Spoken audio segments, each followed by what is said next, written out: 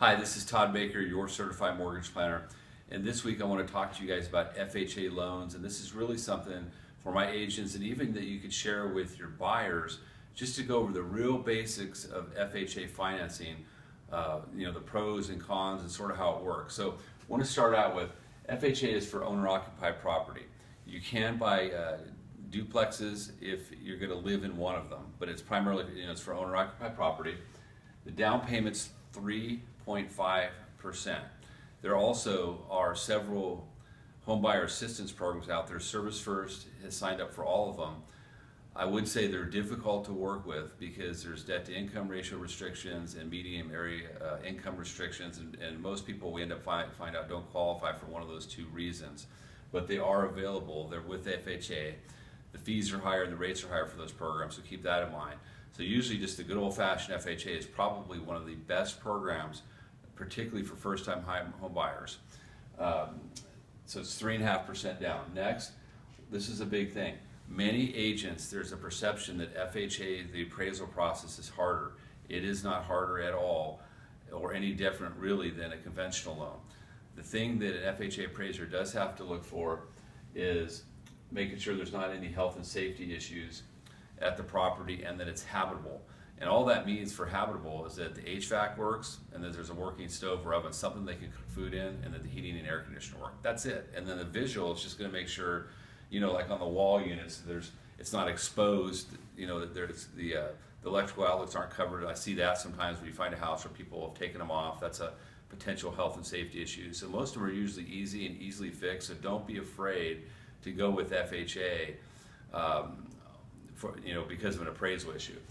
Now the pros, and these are some great pros, it's easy credit qualifying. FHA technically doesn't have a score. The market has it really at 580, but it's hard to get financing at 580. It's really for someone that maybe just has a lower score because they don't have a lot of credit, but it's very hard to get the 580 done.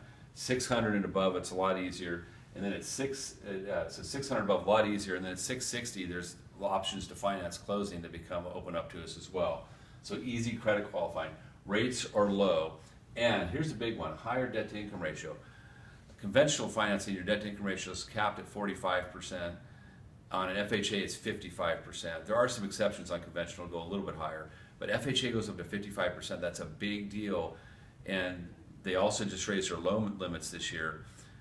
In addition to the higher debt to income ratio, the bankruptcy and foreclosure seasoning are much lower. It's only 2 years on a Chapter 7 on a bankruptcy, and only 3 years for a short sale or a foreclosure. So that's another pro for FHA. Going over to the cons, it does have an upfront mortgage insurance premium of 1.75%. It gets financed, but here's the thing. The loan to value technically is 98.5%. So the equity is diminished by that upfront funding fee, even though the borrower finances it into the loan. There's also an annual MI premium that does not cancel. It used to cancel, it doesn't, let you put 10% down, and if you put 10% down, it lasts for 11 years. So the annual MI doesn't cancel.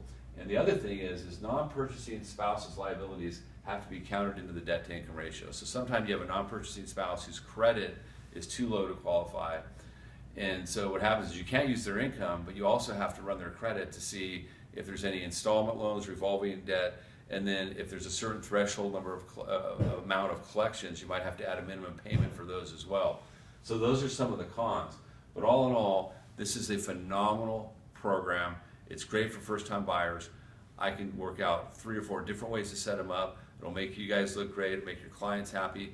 But pass this along to your buyers, and I hope you have a wonderful weekend.